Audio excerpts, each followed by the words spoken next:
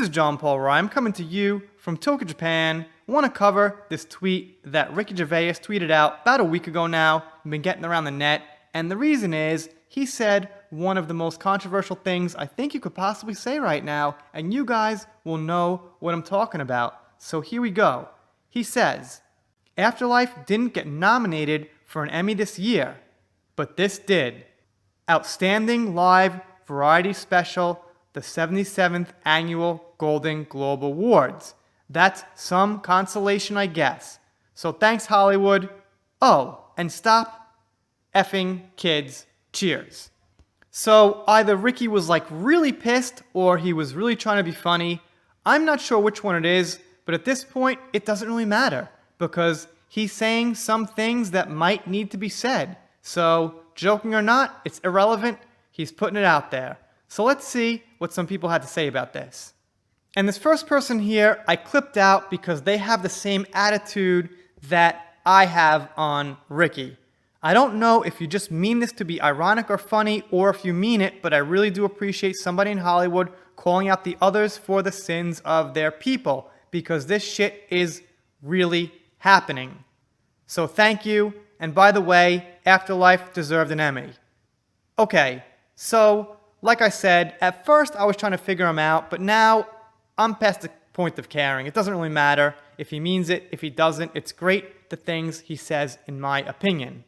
Peter Herring says, Afterlife should have been amongst the nominees, but it's not a surprise that it's not. It just shows how much they stick together in their pretend world and how scared they are of confronting the truth. You are a winner by popular demand. And yes, Ricky is pretty popular. So this one here by Susan, I cut out. It says, funniest tweet ever, Ricky, and I hope you win. Your GG monologue was a scream. And I'm glad she wrote this because it's nice to see some people not getting all political, not getting so heavily deep into it, and just getting a laugh out of what these comedians and Ricky says. Because, you know, comedy is pretty much under attack these days because of all the morals going around in society. You got to tiptoe around certain words and genders and things like that. You're not free to just make jokes about people and have people laugh at themselves. So I figured this one was simple, but, you know, pretty nice. And also there was like 3,200 of them, so kind of clipped them out at random here. This one here has absolutely no words, but as you guys can see, that is the infamous Chrissy Teigen as some kind of demonic child friend monster. I don't want to go too far with what I say here, but you guys get the point. The Photoshop is done pretty well, actually. And if you guys don't know, Chrissy Teigen had these odd tweets, very odd, about, let's just say, hanging out with kids. They're so weird, I don't like to read them. But Chrissy, she tweeted them. This one here has got almost 1,000 likes and 147 retweets. I'm just impressed with the Photoshop work. Pretty good, pretty good. Douglas Belmore says, when I think of the uncomparably historic 2020, I imagine it all beginning with your knockout punches delivered a little more than half a year ago. We don't see a lot of people in that room anymore. And yeah, great point is that there needs to be more people like Ricky speaking out against these things. And by the way, like a lot of us people here on YouTube with our channels are doing. I just don't have like 14 million followers. I've got like about 9K, but that's not so bad because it's something. It's better than one. It's better than just me thinking it. This comment here also might be the most important one of this video. LSW says, I happened to watch the Golden Globes and saw your monologue. I had no idea. I started researching when I was hearing stuff and realized what you were saying was true. Thanks for helping me wake up. And that's a rare comment you need to hear. We need to hear a lot more from people.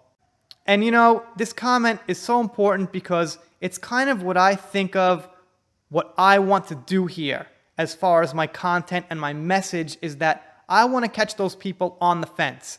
I mean, a lot of you guys are already with me, with Amber Heard, with Hollywood, with things like that. We're just discussing it. We're talking about it. We're checking out the new news. And that's cool. That's great. That's what it's about. But I also want to get people on the fence who are open to hearing it and being like, oh, what's this all about? Let me check it out, like this person right here.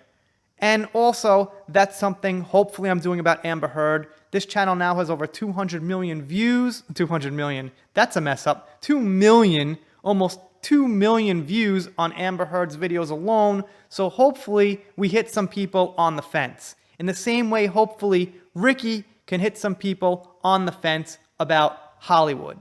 And the comment right under, LSW says that speech was a game changer and has prompted a lot of thought in people who are otherwise oblivious. You are a hero, Ricky. And a lot of people are calling Ricky a hero, and you could use that word, I suppose.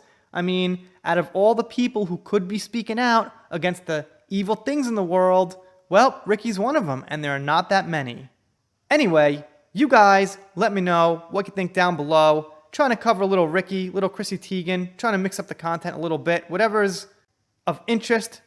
Anyway, if you guys are not subscribed here, consider it. I'm doing shout outs, special thanks. Gonna do a shout out to Shadow Man.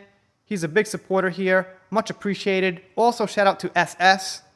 If you don't subscribe, well, I'll be sad, but I'll get over it, make a new video. I got people doing construction outside. There's a soccer game, there's a train going by.